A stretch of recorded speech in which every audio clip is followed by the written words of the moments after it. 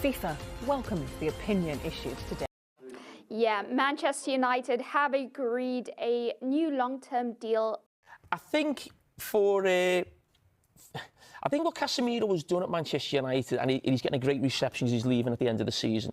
He's done the perfect type of thing you want from a signing, in that his first season was fantastic, so everyone thinks, you know, he's a great player. Of course, he is a great player. He's been fantastic this season, so he'll be remembered really well as well.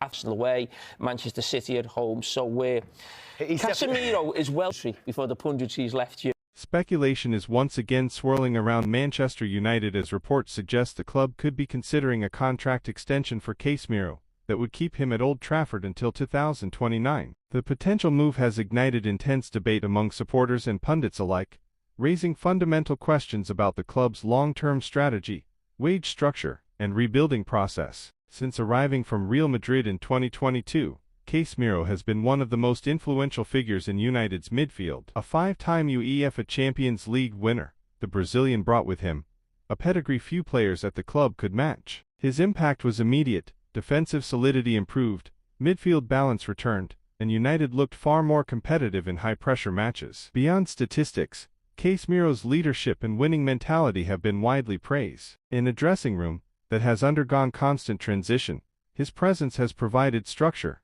authority, and calm. For a club seeking stability after years of inconsistency, extending his contract could signal a desire to maintain a strong, experienced spine while younger talents develop around him. However, critics argue that committing to a player into his late 30s carries obvious risks. Injuries have disrupted Casemiro's recent campaigns, and questions have been raised about whether his physically demanding style can be sustained at elite level over the next 4 years. There is also the financial dimension to consider. Manchester United's wage bill has been under scrutiny, and allocating significant resources to an aging player could limit flexibility in the transfer market. As the club attempts to modernize recruitment and build a squad capable of long-term success, some supporters fear that extending veteran contracts may slow that evolution. This potential extension is about more than one individual. It reflects a broader philosophical choice. Should United prioritize experience and short-term competitiveness, or fully commit to youth and a long-term rebuild? Casemiro represents proven excellence at the highest level. His trophy haul with Real Madrid speaks volumes about his mentality and standards. Yet football is unforgiving, and squad planning demands forward thinking as much as loyalty. Ultimately,